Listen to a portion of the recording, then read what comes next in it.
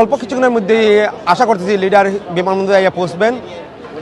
ওনার সফরসঙ্গী হচ্ছেন যারা এই ফ্লাইটের মধ্যে যারা আছেন সবাই হচ্ছে ওনার সফরসঙ্গী, বিশেষ করে ওনার সাথে ওনার ফ্যামিলি মেম্বার আছেন, আর বাকি যাই আছেন সবাই সফরসঙ্গী।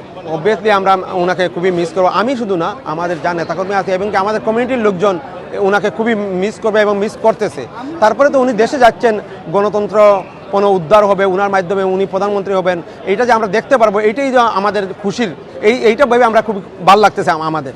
না, আমি 12 বছর পরে যাচ্ছি, 12 বছর পরে যাচ্ছি, এটা 5 তারিখের পরে যাই না, এই জন্য যে সবসময় আমরা বক্তব্য দিয়েছি লিডারকে সাথে নিয়ে বাংলার মাটিতে যাব, এই জন্য আমি যাই নাই, আজকে ওনার সাথে যাচ্ছি।